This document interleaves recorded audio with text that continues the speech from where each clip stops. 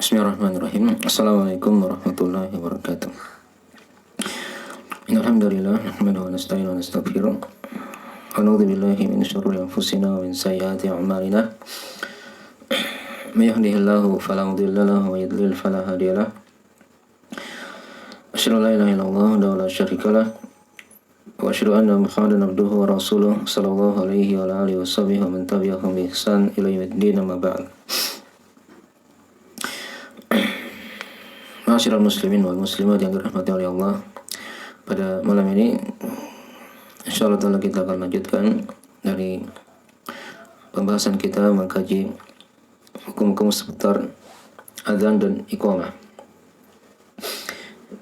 Dan kita salikan masih dalam pembahasan dari kitab Al-Mulakhas Al-Fiqhi karya Syekh Shalih Fauzan hafizahullah ta'ala.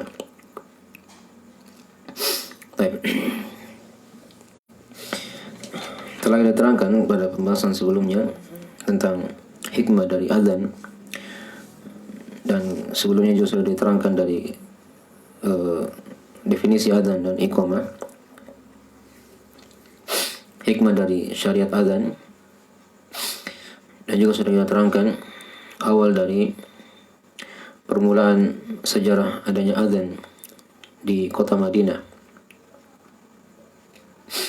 dan juga sudah diterangkan tentang dari kandungan global seputar adzan, lafaz-lafaz adzan yang terkandung di dalamnya dari keimanan dan tauhid,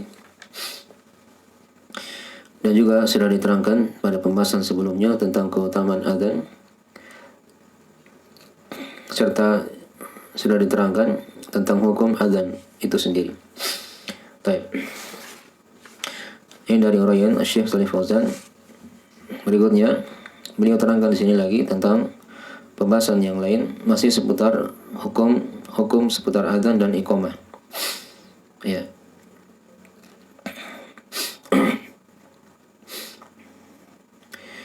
Nah, beliau berpindah pada pembahasan tentang masalah syarat-syarat seorang muadzin.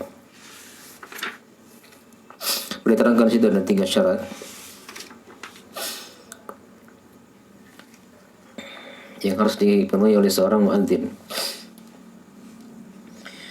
Yang pertama beliau disebutkan adalah hendaknya seorang muadzin itu dia mempunyai suara yang sangat tinggi, keras, yang jauh lemparannya. Ini sudah diterangkannya pada pembahasan sebelumnya. Karena Nabi SAW ya ketika itu bersabda kepada Abdullah bin Zaid bin Abdi Rabbi tentang masalah mimpi adzan itu, dan beliau menyuruh Abdullah bin Zaid untuk pergi bersama Bilal, mengajari Bilal tentang adzan yang dilihat di mimpi tadi itu. Dan Nabi terangkan di situ apa alasannya. Fa innahu anda sautan minka, karena Bilal itu lebih lantang suaranya daripada kamu. Nah, itu sudah kita baca hadis tentang masalah itu.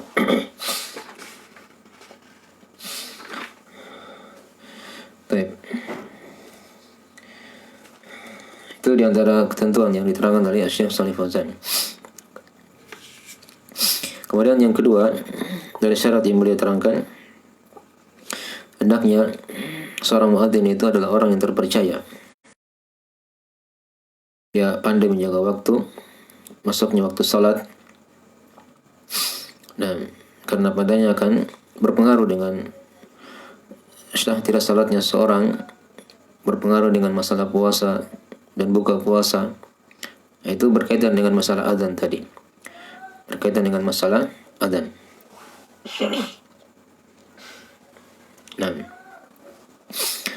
baik. Ini sudah kita baca hadisnya tentang masalah itu.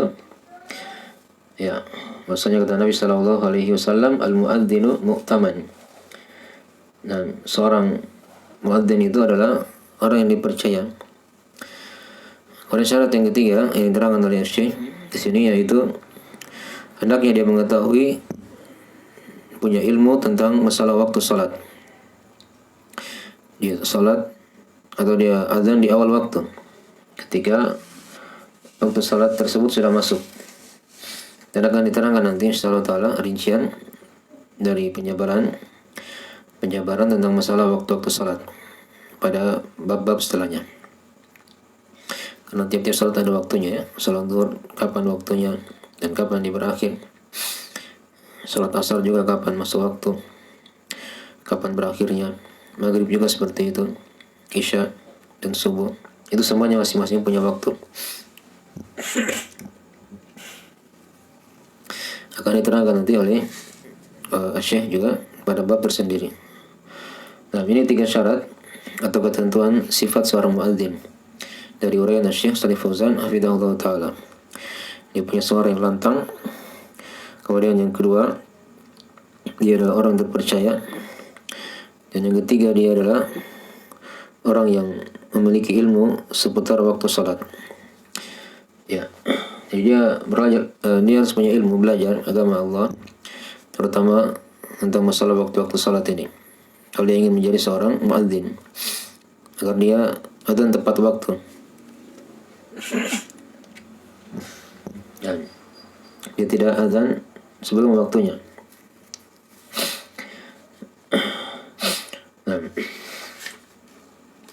kemudian juga diterangkan oleh para ulama yang lain, ada syarat ya, yang lain selain diterangkan oleh Syekh di sini, yaitu seorang muadzin dia tentunya harus seorang muslim. Nah, karena diterangkan di hadis yang sudah kita baca, idza hadaratis shalah, nah, falyu'adzin ahadukum.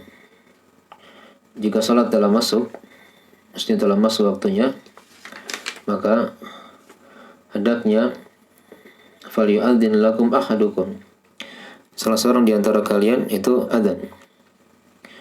Dan salah seorang di antara kalian maksudnya di sini dari kaum muslimin. Dari kaum muslimin.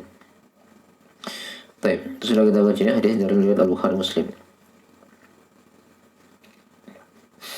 Dan kemudian juga di antara syarat juga yang diterangkan oleh para ulama selain yang diterangkan sini oleh Syekh, yaitu seorang yang muadzin itu ketika dia adzan hendaknya dia mengharap dengannya wajah Allah. Dia hendaknya mengharap dengannya wajah Allah Subhanahu wa taala, ikhlas karena Allah. Ya, bukan karena yang lain. Nah, itu diterangkan dalam hadis. Nah, kata Nabi sallallahu alaihi wasallam, ittakhadhu mu'adzinan la ya'khudhu ala adanihi ajra. Dan jadikanlah seorang muadzin yang dia tidak mengambil dari adzannya itu upah. Nah, itu diterangkan dalam hadis riwayat Abu Daud dan selainnya. Ya. Nah, kalau misalnya dia digaji tanpa dia menentukan besarnya gajinya berapa, dan itu dari pemerintah yang berwenang memberikan upah tersebut, maka tidak ada masalah sepanjang dia tidak mensyaratkan dalam masalah itu. Dan itu yang umumnya pada hari ini ya, di mana-mana yang menjadi pengurus masjid itu, dan kita syukur dari pemerintah kita memberikan perhatian tentang masalah itu. Nah, makanya dari hal yang baik dan tidak ada masalah dia mengambil padanya upah. Tapi yang salah itu kalau dia tidak mau azan kecuali dia digaji. Mungkin dari hal yang telah diterangkan tadi hadisnya. Namun kalau dia diberi tanpa dia mensyaratkan padanya, dan dia asal niatnya adalah ikhlas karena Allah untuk menyebarkan syiar-syiar Allah, di mana azan ini merupakan syiar Allah yang paling tampak, itu dari hal yang baik yang harus dipenuhi oleh seorang muadzin. Nah,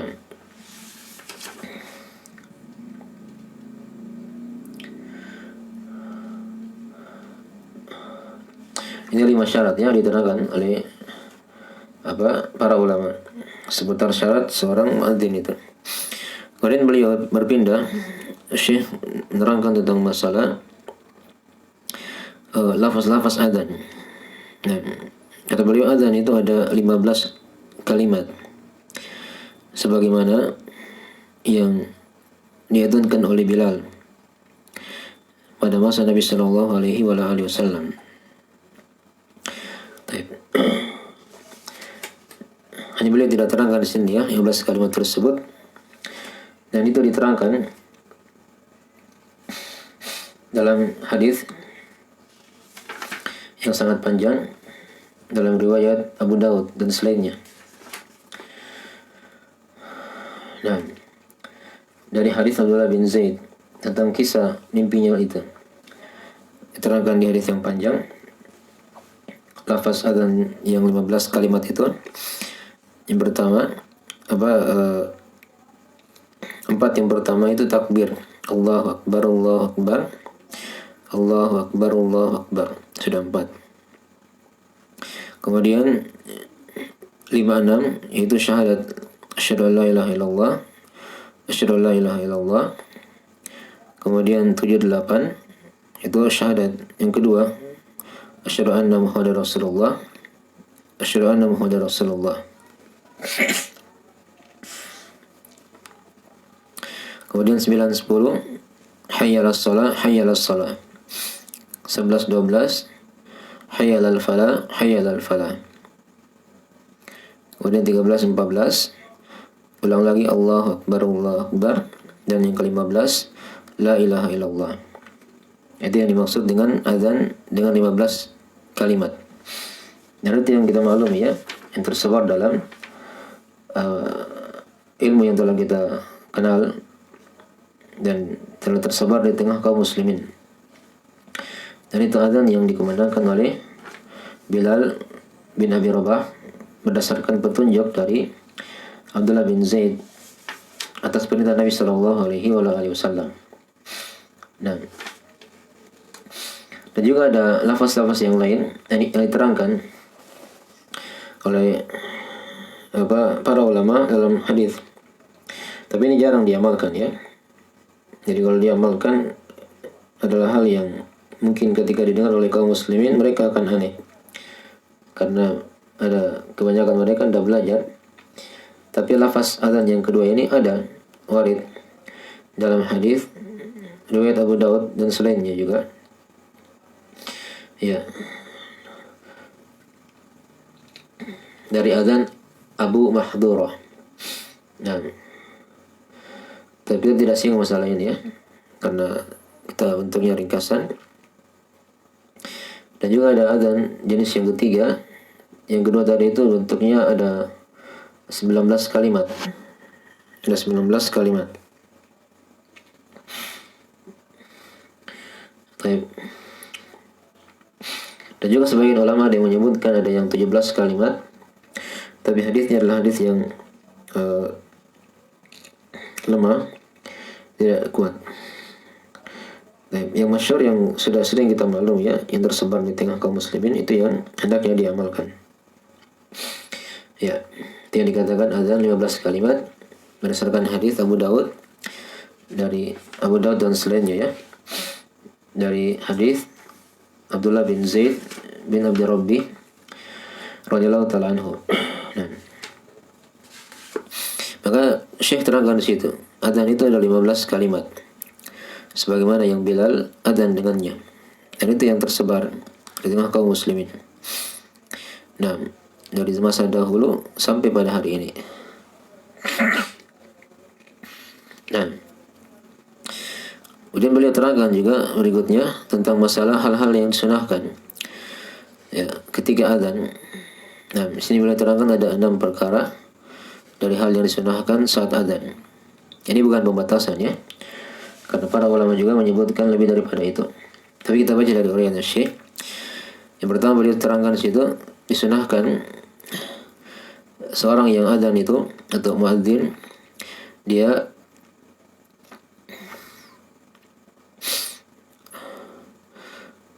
adzan dengan suara yang tinggi, ya, dengan suara yang tinggi dan dipanjangkan, ya, namun tidak dipanjangkan melebihi kadarnya. Nah, karena lalu dalam adzan juga ada masalah mat yang dibahas, tapi kalau dia panjangkan sedikit melebihi kadarnya tidak ada masalah, karena dia bentuknya dari panggilan yang diinginkan dengannya pengumuman waktu salat. Nah, dan juga dia adzan dengan suara yang keras, kemudian dia berhenti pada tiap-tiap kalimat tadi itu. Nah, sebenarnya sudah kita maklum, ya. Jadi kalau Allah Akbar itu disambung dengan suara yang tinggi. Jangan dipisah Allahu Akbar, tidak. Tapi Allahu Akbar itu digabung. Kemudian yang kedua Allahu Akbar. Karena Allahu Akbar itu 4 kali pada awal adzan. Nah, adapun asyhadu an la ilaha illallah ini dipisah. Ada jeda sedikit. Kemudian diulang lagi asyhadu an la ilaha illallah. Asyhadu anna Muhammadar Rasulullah. Ada jeda sedikit baru asyhadu anna Muhammadar Rasulullah. Demikian pula hayya 'alas shalah. Berhenti sedikit baru diulang lagi hayya 'alas shalah. Hayya 'alal falah. Berhenti sedikit baru hayya 'alal falah. Kemudian Allahu Akbar ini digabung kembali. Dia berhenti sedikit baru la ilaha illallah. Nah, ya, dia berhenti pada tiap-tiap kalimat yang sudah diterangkan tadi. Tapi ada yang digabung pada takbir. Nah, kemudian yang kedua, ya, dari hal yang disunahkan juga saat adzan, yaitu dia menghadap ke kiblat. Dia menghadap ke kiblat. Dari uraian Syekh di sini, ya. Dan ini dari hal yang disepakati oleh para ulama, bahwasanya menghadap ke kiblat saat azan itu dari sunnah. Dan telah diterangkan dalam sejumlah riwayat hadis-hadis tentang masalah ini. Tentang para sahabat yang azan ketika itu menghadap ke kiblat seperti Bilal. Dan juga diterangkan dalam hadis Abdullah bin Zaid, nah, dan selainnya. Dan kemudian yang ketiga dari hal yang disunahkan juga saat adzan, yaitu seorang muadzin itu dia letakkan kedua tangannya di telinganya, karena itu dapat bisa mengangkat suara ketika dia tutup telinganya dengan jarinya. Nah, maka itu dapat lebih meninggikan suaranya. Ya, ini diterangkan dalam hadis riwayat At-Tirmidzi atau Ahmad dan At-Tirmidzi. Nah, dari Abu Hudzaifah atau Abu Juhaifah radhiyallahu ta'ala anhu. Kata beliau, ra'aitu Bilalan yu'adzinu wa yaduru wa yattabi'u fahu hahuna wa hahuna wa isba'ahu fi udunaihi. Kata Abu Juhaifah radhiyallahu ta'ala anhu, aku melihat Bilal adzan, dan diterangkan di akhirnya di situ, ya, beliau meletakkan jari jemarinya di kedua telinganya. Nah, ini yang ketiga, ya, dari sunnah ketika adzan. Tapi ini hukumnya sunnah semua, ya. Artinya kalau dia tidak juga letakkan juga tidak berdosa. Demikian pula tadi kalau dia adzan tidak menghadap kiblat juga tidak ada masalah. Tapi lebih utamanya dia menghadap ke kiblat. Kemudian yang keempat dari sunnah yang diterangkan oleh Syekh di sini, dari sunnah-sunnah adzan, yaitu dia menghadap ke kanan ketika mengucapkan hayya 'alas shalah, dan menghadap ke kiri ketika dia ucapkan hayya 'alal falah. Baik. Ini diterangkan dalam riwayat riwayat Al-Bukhari dan Muslim ya tentang masalah itu. Dari hadis Abu Juhaifah juga. Muslim beliau melihat Bilal adzan dan seperti tadi ketika tiba di lafaz hayya 'alas shalah dan beliau berbalik ke arah kanan, dan hayya 'alal falah beliau berbalik ke arah kiri. Baik.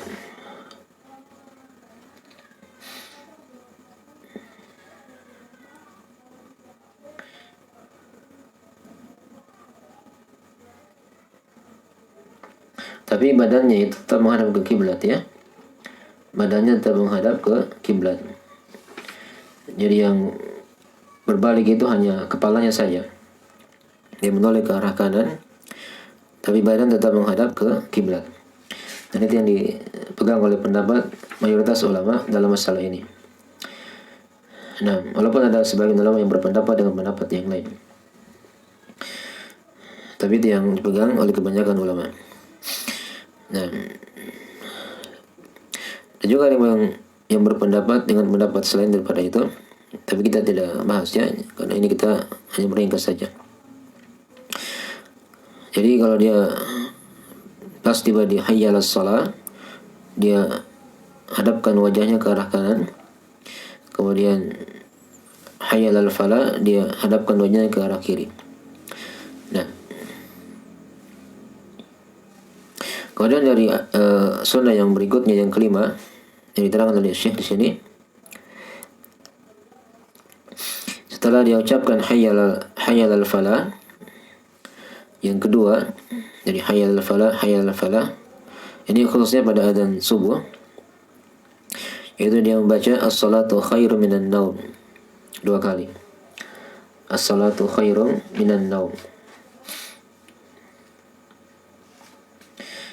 Hanya di sini ada silang pendapat di kalangan ulama. Dia dibaca di adzan keberapa? Karena adzan subuh itu ada 2. Diterangkan dalam hadis Nabi Shallallahu Alaihi Wasallam. Ya, yang adzan yang pertama itu, dan Nabi SAW punya 2 muadzin di waktu subuh.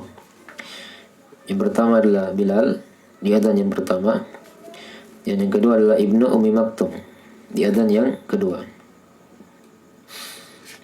Silang pendapat ulama, salatu khairu minan naum itu ditempatkan di adzan keberapa? Apakah di adzan yang pertama atau di adzan yang kedua? Nah, dalam masalah ini ada 2 pendapat di kalangan para ulama.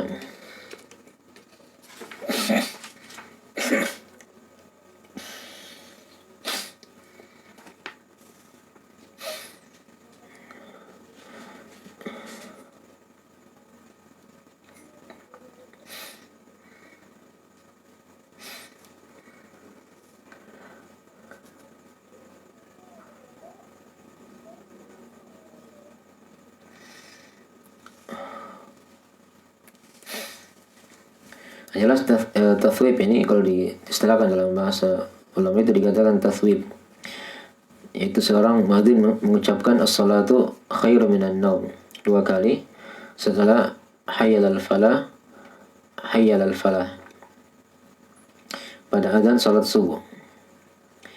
Dan berdasarkan hadis Abu Mahdura, ya, tatkala telah istirangan situ ya, fa in kana salatu subuh qultu as-salatu khairu minan naum, as-salatu khairu minan naum, Allahu akbar, Allahu akbar, la ilaha illallah. Ya. Dan di sini diterangkan ya, ada silang pendapat yang sudah kita isyaratkan tadi.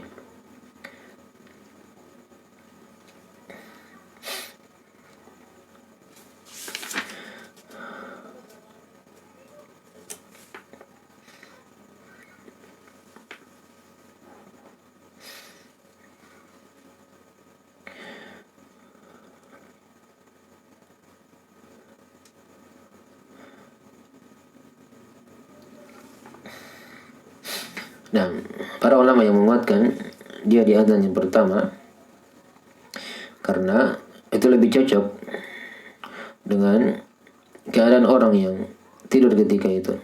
Karena makna salatu khairu minan naum adalah salat lebih baik daripada tidur.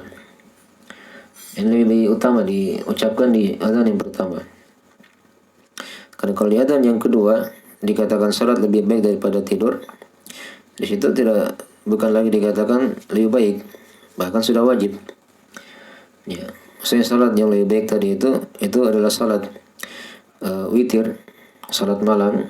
Kalau ada misalnya yang belum salat malam, maka dia di adzan yang pertama dia bangun di situ untuk salat malam, dan itu lebih utama daripada dia tidur. Ya, adapun di adzan yang kedua, nah itu bukan lagi tempat untuk salat sunnah di situ, karena adzan yang kedua itu pertanda masuknya waktu salat subuh. Baik. Dan memang dalam masalah ini ada dalil-dalil, dalam masalah ini ada dua kemungkinan ya. Ada dua kemungkinan. Sebagian ulama yang memandang dia di adzan yang kedua, dan itu yang dipilih oleh kebanyakan para ulama di Saudi. Nah, dari hal yang tidak bisa disalahkan juga dalam masalah itu. Baik. Dan kebanyakan kita kalau di umumnya, kalau di adzan di negeri ini di Indonesia, maka di adzan yang kedua atau di salat subuh yang sudah dimaklumi, tidak ada masalah dia ikuti dengan as-salatu khairu minan naum, karena itu yang telah ma'ruf dan ada pendahulu dalam masalah itu dari pendapat para ulama. Baik, dan adzan yang pertama dan adzan yang kedua di salat subuh itu ada jarak ya. Itu diterangkan dalam hadis-hadis. Nah, karena kata Nabi sallallahu alaihi wasallam, "Inna Bilalan yu'adzinu bil lail, fakulu washrabu." Ya. Sungguhnya Bilal itu adzan di malam hari, maka makan dan minumlah kalian hatta tasma'u ta'dzina ibni Ummi Maktum. Makan dan minumlah kalian sampai kalian mendengarkan adzannya Ibnu Ummi Maktum. Ya, itu pertanda waktu sahur ketika itu ya.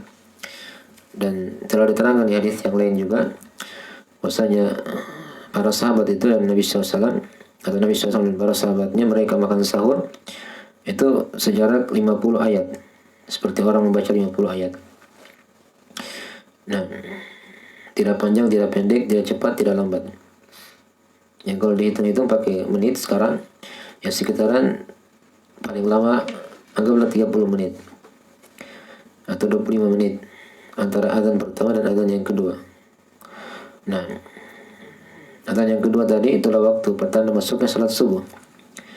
Adapun adzan yang pertama bisa di adzan 30 menit sebelumnya. Dan itu adalah waktu untuk bagi yang ingin berpuasa, dia bangun makan sahur di situ. Bagi yang ingin salat malam, maka dia bangun di situ untuk salat malam. Yang belum salat malam di awal malamnya. Baik. Ini pembahasannya tentang masalah sunnah adzan yang kelima tadi. Dan ini sunnah ya, kalau dia tidak ucapkan juga tetap syah adzannya. Nah, as-salatu khairu minan naum. As-salatu khairu minan naum setelah mengucapkan hayya 'alal falah. Baik, kemudian yang keenam dari sunnah juga diterangkan oleh Syekh Shalih Fauzan, yaitu seorang tidak boleh menambah-nambah dari lafaz-lafaz adzan yang sudah diterangkan. Nah, karena pada perkara itu ada bisa dihukumi masuk dalam perkara bid'ah yang diada-adakan, dan dia merupakan hal yang ma'ruf, terkenal di mana-mana. Oleh karena itu tidak ada syariat menambah dari adzan yang sudah kita maklumi itu. Baik. Dan sebagian kadang dari orang-orang yang jahil, kadang mereka berselawat sebelum adzan misalnya. Mungkin dari bid'ah ya, yang Nabi SAW tidak pernah, atau para sahabat yang menjadi muadzin yang Nabi SAW pilih, itu tidak ada salawat seperti itu ya, sebelum adzan dan juga sebelum iqamah. Nah, ini 6 sunnah diterangkan ya oleh Syekh Shalih Fauzan. Dan juga setelah itu beliau terangkan, sebenarnya ada masalah-masalah yang lain lagi dari sunnah-sunnah yang perhatikan ketika adzan.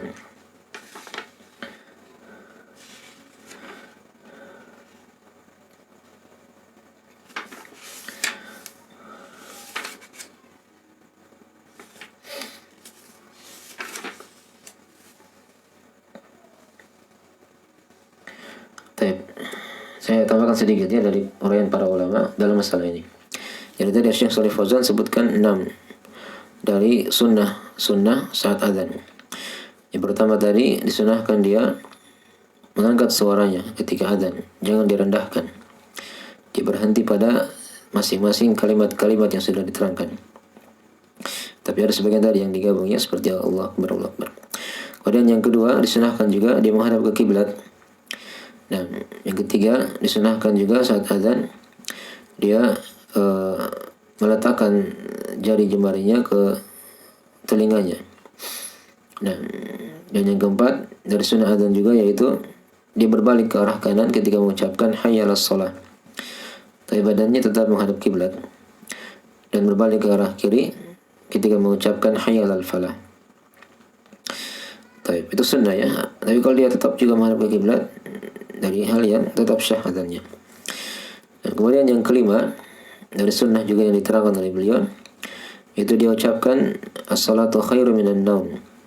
As-salatu khairu minan naum setelah hayya 'alal falah pada adzan subuh. Dan ini ada pendapat yang diterangkan oleh para ulama kita. Apakah di adzan yang pertama atau di adzan yang kedua? Nah, kemudian yang keenam yang diterangkan oleh Syekh, yaitu dia tidak boleh menambah dari lafaz-lafaz tambahan yang tidak ada dalilnya dalam masalah ini.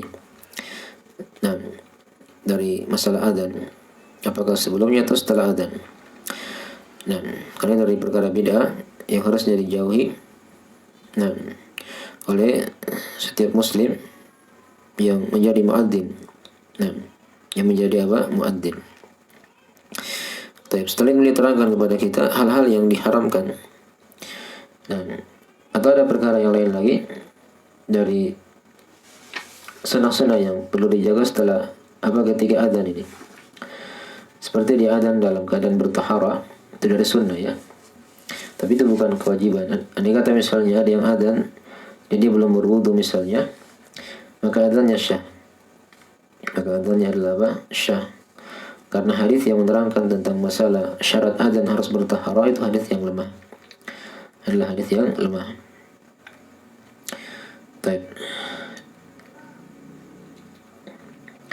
Itu di hadas asghar ya. Adapun kalau hadasnya hadas akbar, seperti dia junub, nah, maka menurut pendapat yang paling kuat dalam masalah ini juga boleh dia adzan. Boleh dia adzan. Tapi tentunya kalau dia mandi lebih utama, dan kalau masih ada waktu dia mandi secepatnya baru dia adzan. Kalau misalnya dia adzan tepat waktu dalam keadaan junub, juga dari hal yang tidak ada masalah. Tapi tentunya tadi sudah diterangkan ya, kalau dia bertahara sebelumnya dalam keadaan dia suci dari hadas, maka itu dari hal yang lebih utama. Kemudian yang sunnah yang lain lagi yang diterangkan oleh para ulama, yaitu dia adzan dalam keadaan berdiri. Adzan dalam keadaan berdiri, dia tidak duduk. Hadisnya sudah kita baca ya kemarin. Ketika Abdullah bin Zaid diperintah oleh Nabi SAW pergi bersama Bilal, beliau bersabda ketika itu, "Kum ya Bilal." Nah, berdiri kamu wahai Bilal. Nah, fanada bis shalah, maka beliau adzan untuk salat.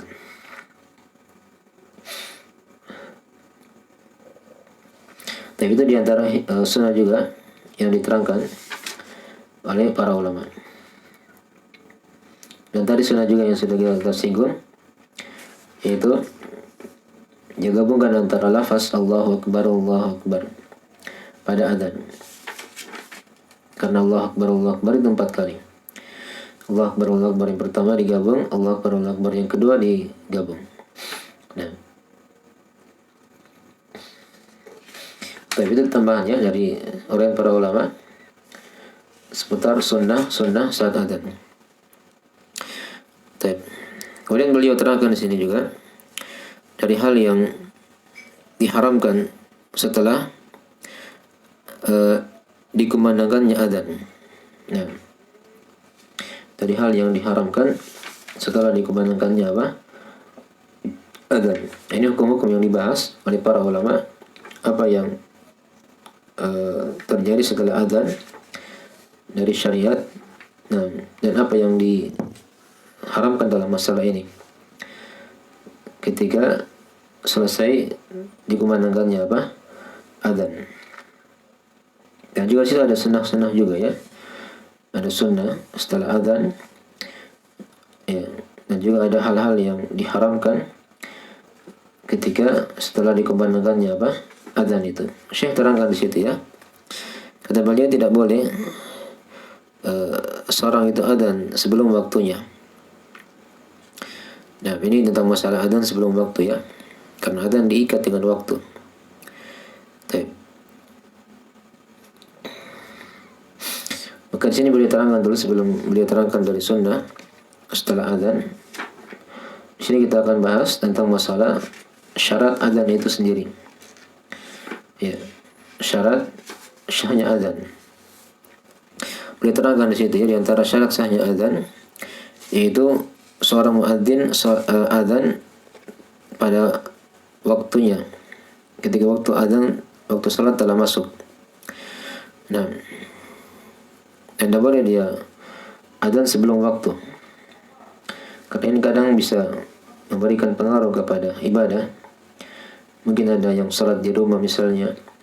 Maka itu ketika dia salat sebelum waktu, maka yang menjadi yang disalahkan di situ adalah, yang berdosa adalah tukang adzannya. Ya, tukang adzannya. Nah, oleh karena itu adzan itu hendaknya dari syarat sahnya dia adzan ketika waktu telah masuk. Itu yang sudah kita baca hadisnya ya. Idza hadaratis shalah falyu'adzin lakum ahadukum. Jika salat telah masuk, maka hendaknya salah seorang di antara kalian itu adzan. Nah,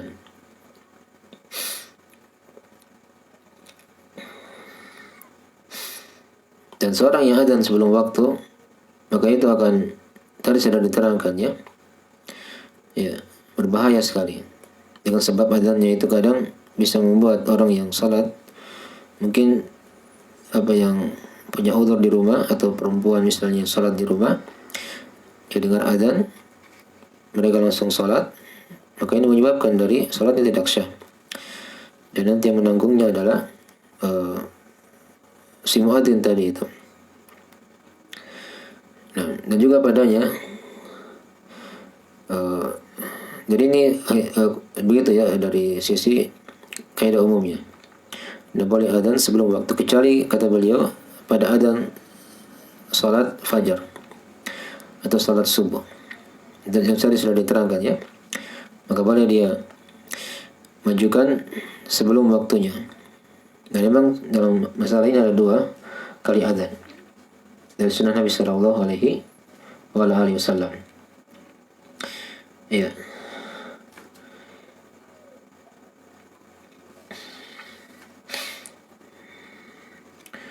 Nah, kemudian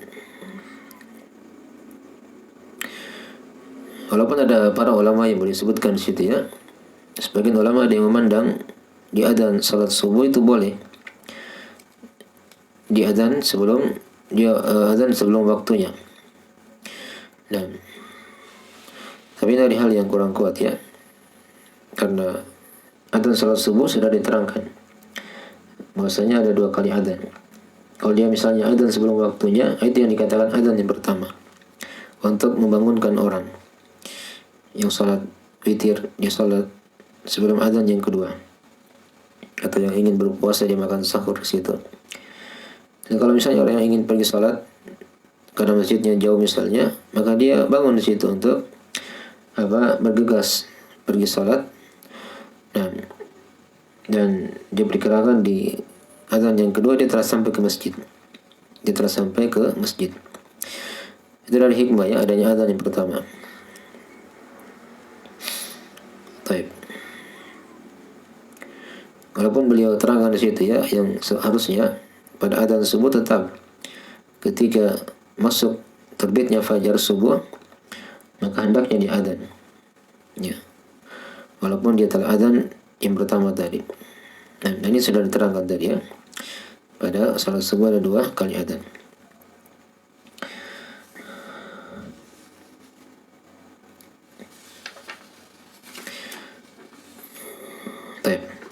Jadi sekarang kita berbicara tentang masalah syarat sahnya adzan.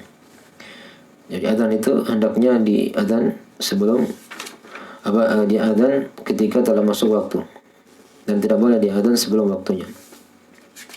Kecuali tadi ada pembahasan tentang masalah adzan di salat subuh. Baik. Kemudian yang kedua, di antara syarat sahnya adzan juga hendaknya seorang muadzin itu dia adzan dan dia niatkan situ adzan. Nah, dia niatkan dengannya apa? Adzan. Karena kata Nabi SAW, innamal a'malu binniyat. Sesungguhnya amalan tergantung oleh niatnya. Hadisnya jelas ya, masyhur dalam riwayat Al-Bukhari Muslim. Kemudian juga di antara syarat sahnya adzan, seorang muadzin itu dia adzan dengan lafaz adzan yang telah dimaklumi dalam bahasa Arab, yang sudah diterangkan ya, Allahu Akbar, Allahu Akbar. Tidak boleh dia seterusnya ya. Tidak boleh dia pakai bahasa daerahnya misalnya ya, atau bahasa di negerinya yang bukan dari lafaz adzan. Nah, maka dia harus berbahasa Arab dengan lafaz adzan yang sudah dimaklumi. Ya, kemudian juga di antara syarat sahnya adzan yaitu dia tertib dalam adzan ya. Jangan dia tukar-tukar lafaz adzan yang sudah diterangkan. Ada urutan-urutannya. Takbir yang pertama diulangi 2 kali. Kemudian setelah itu ada syahadat la ilaha illallah 2 kali. Syahadat Muhammad Rasulullah 2 kali. Hayya 'alas shalah 2 kali. Hayya 'alal falah 2 kali. Takbir lagi 2 kali. Baru ditutup dengan kalimat la ilaha illallah. Itu tertib. Jangan dia tukar-tukar. Nanti adzannya tidak sah. Kemudian di antara syarat sahnya adzan juga diterangkan oleh para ulama, yaitu dia harus tidak terpisah dalam waktu yang lama antara lafaz-lafaz adzan tadi itu.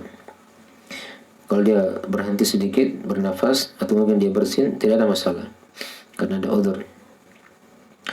Dan itu adalah hal yang dimaklumi ya. Tapi kalau dia adzan satu kalimat, kemudian dia berhenti diam lama, atau dia punya kegiatan yang lain, maka itu dari hal yang bisa dianggap adzannya tidak sah. Nah, kemudian juga di antara syarat sahnya adzan, hendaknya seorang yang adzan itu muadzin, dia angkat suaranya ya, dan dia maksudkan dengannya itu memperdengarkan adzannya kepada orang-orang ya, pada orang-orang yang ingin hendak melaksanakan salat. Dan sekarang ini dimudahkan ya, ada pembesar suara misalnya, itu dari hal yang dimaklumi ya, dari kemudahan dalam agama kita. Dan itu bukan bid'ah ya, karena dibedakan antara bid'ah secara bahasa yang berkaitan dengan masalah dunia dan bid'ah secara agama. Yang tercela itu yang diharamkan adalah bid'ah secara agama. Adapun masalah mikrofon, mic, atau pembesar suara, itu bukan dari bid'ah yang tercela, karena ini ada hal yang berkaitan dengan masalah dunia. Nah, tapi ini diantara syarat-syarat sahnya adzan ya, adzan tepat waktu, kemudian dia niatkan dengannya adzan, dia adzan dengan bahasa Arab dari lafaz adzan yang sudah dimaklumi, kemudian dia tertib, jangan dia tukar-tukar urutannya, dan dia adzan itu secara bersambung ya, tidak terpisah dengan kegiatan yang lain. Dan tadi syarat yang terakhir, ketika dia adzan hendaknya dia angkat suaranya dan dia maksudkan dengannya untuk memperdengarkan manusia saat azan. Baik.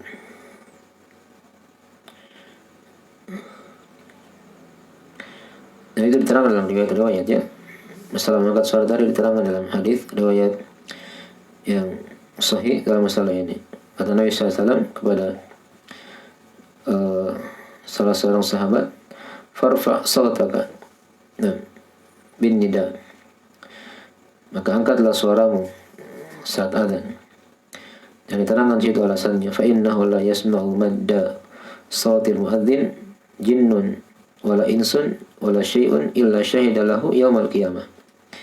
Karena tidaklah ada yang mendengarkan dari panjangnya suara muadzin tadi itu, tidaklah jin atau manusia atau sesuatu apapun yang ada di alam ini, kecuali dan dia akan menjadi saksi pada hari kiamat. Dia akan menjadi saksi pada hari kiamat. Yang sudah kita baca kemarin ya, tentang seputar keutamaan adzan. Baik. Dari hadis Al-Bukhari Muslim atau dari riwayat Al-Bukhari. Baik. Maka ini dari syarat sahnya adzan. Setelah itu beliau terangkan kepada kita dari hal-hal yang disunahkan saat adzan, atau hal yang disunahkan bagi siapa yang mendengarkan adzan. Ya. Hal yang disunahkan bagi siapa yang mendengarkan apa? Adzan. Beliau terangkan di situ bagi siapa yang mendengarkan adzan,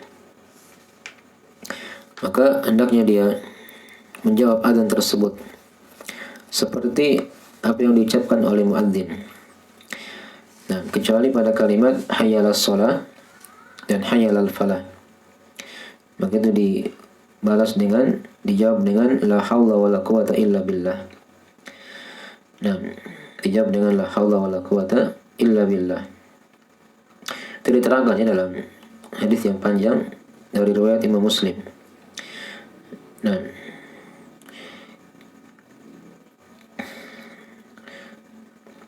Tapi lafaz yang umumnya ada dalam riwayat Al-Bukhari Muslim ya. Dari hadis Abu Sa'id Al-Khudri radhiyallahu ta'ala anhu, kata Nabi sallallahu alaihi wasallam, "Idza sami'tumun nida faqulu mithla ma yaqulu al-muadzin." Jika kalian mendengarkan azan, maka ucapkanlah semisal dengan apa yang diucapkan oleh muadzin. Ini hadis umum ya. Asalnya seperti itu. Muadzin bilang Allahu Akbar, Allahu Akbar, kita jawab juga dengan Allahu Akbar, Allahu Akbar. Terus syahadat asyhadu an la ilaha illallah, dijawab juga dengan asyhadu an la ilaha illallah. Asyhadu anna Muhammadar Rasulullah, dijawab juga dengan asyhadu anna Rasulullah. Ya. Tapi ketika pada lafaz hayyalas shalah, itu diterangkan dalam riwayat yang lain Imam Muslim, dan dari hadis yang mengkhususkan perkara itu dari hadis Umar bin Khattab. Ya, Nabi SAW bersabda ketika itu, "Idza qala al-muadzin Allahu Akbar, Allahu Akbar, faqala ahadukum Allahu Akbar, Allahu Akbar." Sama tadi ya. Jika muadzin mengucapkan Allahu Akbar, Allahu Akbar, maka salah seorang di antara kalian hendaknya berkata Allahu Akbar, Allahu Akbar. Tsumma qala asyhadu an la ilaha illallah, qala asyhadu an la ilaha illallah. Sama. Dijawab dengan asyhadu an la ilaha illallah. Tsumma qala asyhadu anna Muhammadar Rasulullah, qala asyhadu anna Muhammadar Rasulullah. Sama juga. Tsumma qala hayyala shalah, qala la haula wala quwata illa billah. Ini lain. La haula wala quwata illa billah. Tidak ada daya dan upaya kecuali hanya dari Allah. Ya. Demikian pula tsumma qala hayyalal falah, qala la haula wala quwata illa billah. Sama. Dijawab dengan la haula wala quwata illa billah pada hayyalal falah. Tsumma qala Allahu Akbar, Allahu Akbar, qala Allahu Akbar, Allahu Akbar. Sama. Dijawab dengan Allahu Akbar, Allahu Akbar. Tsumma qala la ilaha illallah, qala la ilaha illallah.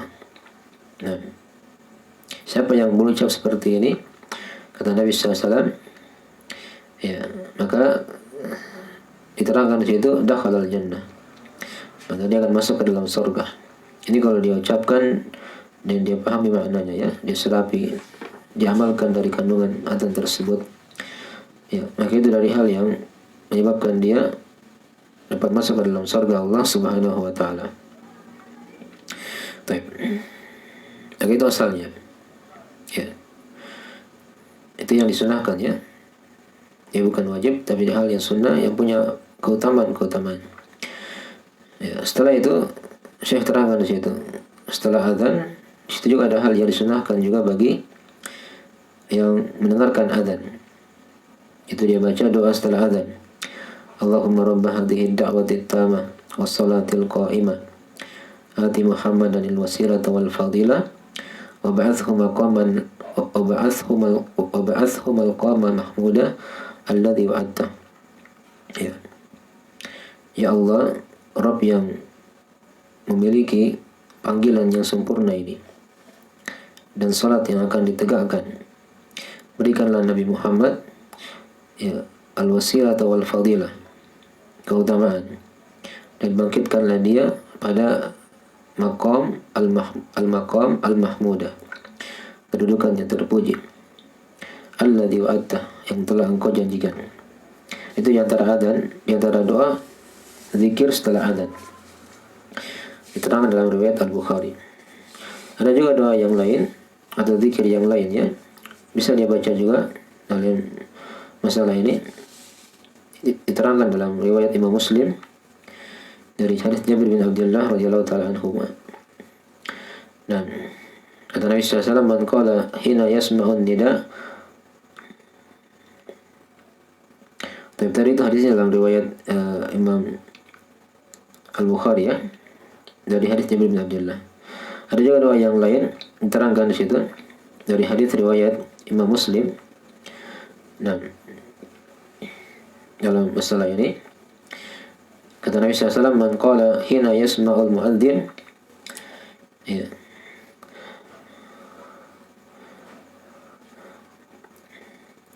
Wa ana asyhadu an la ilaha illallah wahdahu la syarikalah wa asyhadu anna Muhammadan abduhu wa rasuluh. Raditu billahi rabba wa bil islami dina wa bi Muhammadin rasula ghufira lahu ma taqaddama min dhanbi.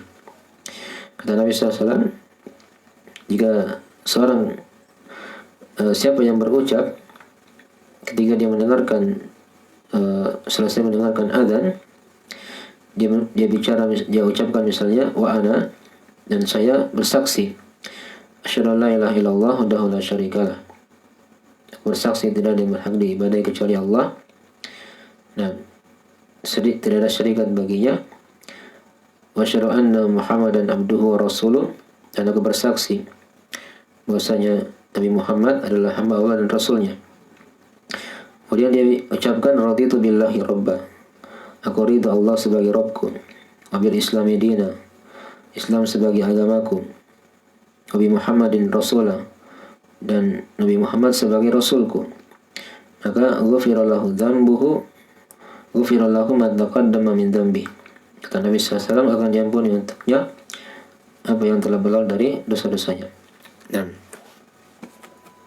tapi bagian dari hal yang sangat indah ya, yang hendaknya amalkan dari sunnah-sunnah setelah adzan. Dari sunnah setelah adzan. Jadi doa adzan itu ada dua ya, diterangkan di sini oleh para ulama. Adapun tadi yang diterangkan oleh Syekh Shalih Fauzan yang masyhur adalah tadi itu Allahumma rabb hadhihi ad-da'wati at-tamah dan seterusnya. Sampai seterusnya. Adapun doa yang lain tadi sudah kita singgung sedikit dari hadis riwayat Imam Muslim. Dari hadis Sa'ad bin Abi Waqqas radhiyallahu taala anhu. Jadi dia baca asyhadu an la ilaha illallah wahdahu la syarikalah wa asyhadu anna Muhammadan abduhu wa rasuluh. Raditu billahi rabba wa bil islami dina wa bi Muhammadin rasulah. Itu doa yang dibaca setelah adzan. Nah, kemudian Syekh di situ berpindah menjelaskan tentang hal-hal yang diharamkan setelah adzan. Hal-hal yang diharamkan setelah apa? Setelah adzan dikumandangkan. Kata beliau, diharamkan keluar dari masjid setelah adzan tanpa ada uzur atau niat dia akan kembali. Nah, ini dari hal yang diharamkan ya. Jadi kalau ada setelah adzan dikumandangkan dia keluar dari masjid tanpa ada udzur, ya beda kalau dia keluar tanpa dia keluar ada udzur, ya misalnya dia ingin berwudu misalnya, atau dia ingin berbarang wudunya, atau dia ingin buang hajat, maka tidak ada masalah karena dia akan kembali lagi. Tapi kalau dia keluar setelah dia berada di masjid sebelumnya dan dia tidak akan kembali lagi ke masjid, maka itu hal yang diharamkan. Nah, ya, hendaknya seorang muslim tidak seperti itu. Jadi bersabar di dalam masalah ini, menunggu waktu salat atau menunggu salat ditegakkan. Karena ketika dia keluar setelah dikumandangkannya azan, nah maka ini akan mirip dengan syaitan. Atau dia keluar pas azan berkumandang begitu, maka dia akan mirip dengan syaitan. Maka tidak pantas dia keluar saat itu. Ya. Jadi diterangkan dalam riwayat, ya, ada riwayat dari Imam Muslim dan selainnya dari kisah dari athar Abu Hurairah radhiyallahu ta'ala anhu. Nah, kata salah seorang tabi'in ketika itu, ya, dari Abu Sya'tha rahimahullah, kata beliau, kami dulunya pernah duduk di masjid bersama Abu Hurairah. Maka muadzin di adzan. Nah, maka tiba-tiba setelah itu seorang lelaki berdiri. Dia keluar dari masjid. Maka Abu Hurairah ketika itu mengikuti orang tersebut dengan pandangan matanya sampai orang tersebut keluar masjid. Nah, maka ketika itu Abu Hurairah berkata, "Amma hadza faqad asa Abul Qasim." Adapun orang tadi itu dia telah bermaksiat kepada Abul Qasim. Faqad asa Abul Qasim, itu Nabi sallallahu alaihi wasallam. Baik. Ini dihukumnya sebagai hal yang bermaksiat, ya, kepada Nabi sallallahu alaihi wasallam. Nah, ilahnya tadi diterangkan situ karena dia mirip dengan syaitan. Nah, dan sesuatu yang seorang itu mirip dengan syaitan, maka jangan dia meniru dari yang diperbuat oleh syaitan. Ya, demikian pula apa yang diperbuat oleh orang kafir dari hal yang diharamkan. Karena mereka syaitan juga dari kalangan manusia. Syaitan dari kalangan manusia. Nah, kemudian juga beliau terangkan juga di sini dari hal yang hendaknya dilakukan setelah seorang itu mendengarkan adzan atau pas ketika dia dengarkan adzan. Kata beliau, hendaknya seorang muslim itu ketika dia mendengarkan adzan dia bersegera untuk pergi ke masjid. Ini kalau dia laki-laki tentunya, ya.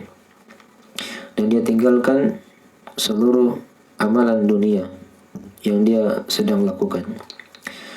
Nah, beliau bawakan satu ayat di surah An-Nur ayat 36 sampai 37. Fi buyutin adinallahu an turfa'a wa yudhkara fiha ismuhu yusabbihu lahu fiha bil ghudwi wal asal. Rijalun la tulhihim tijaratun wala bay'un an dzikrillah wa iqamis shalah wa ita'iz zakah. Yakhafuna yawman tataqallabu fihi al-qulub wal absar. Ya. Di rumah-rumah yang Allah izinkan dengannya diangkat dan dizikir padanya, nah, dari nama Allah, yusabbihu lahu fiha bil ghudwi wal asali rijal. Itu ada sekelompok lelaki yang dipuji di sini oleh Allah, di mana mereka itu bertasbih kepada Allah pada pagi dan petang. Dan sifat para lelaki itu, la tulhihim tijaratun wala bay'un an dzikrillahi wa iqamis shalah. Di mana perdagangan, jual beli itu tidak melalaikan mereka dari zikir kepada Allah dan menegakkan salat serta membayar zakat. Karena mereka yakhafuna yawman tataqallabu fihi al-qulub wal absar. Mereka khawatir akan suatu hari di mana pada hari itu Nah, mata-mata dan pandangan atau hati-hati dan pandangan itu berbolak-balik. Itulah hari kiamat. Jadi seperti itu hendaknya seorang muslim. Apalagi sekarang sudah izinkannya untuk salat di masjid dengan tetap menjaga protokol dari pemerintah. Dan maka itu dari hal yang hendaknya dia lakukan. Ya, dengar adzan dia tinggalkan apa yang dia kerjakan dari perkara dunia. Dan apalagi kalau adzan Jumat, ya, itu dari hal yang lebih ditekankan lagi.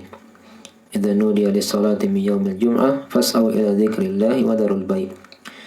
Jika telah disuruh untuk salat pada hari Jumat, maka segeralah kalian kepada berzikir kepada Allah dan tinggalkanlah jual beli. Nah, jadi kalau dia punya warung, punya toko, ditutup ketika pas waktu salat.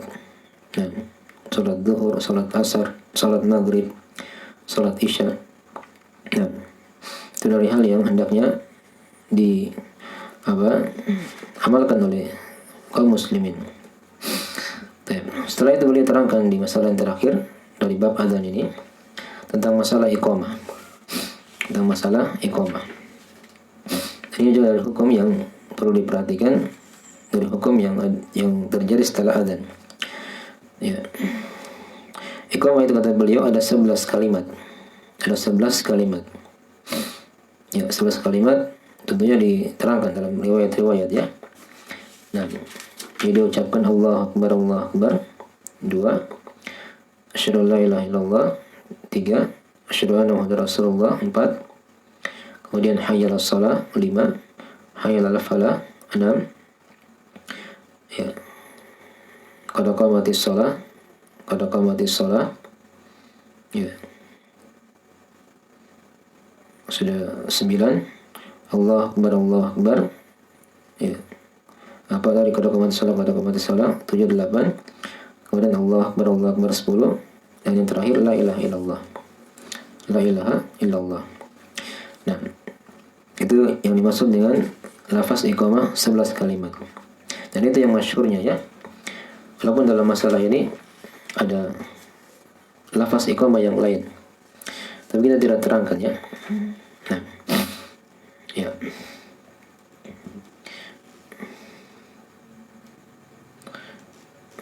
Hadis itu diterangkan dalam hadis Anas bin Malik dalam riwayat Al-Bukhari Muslim.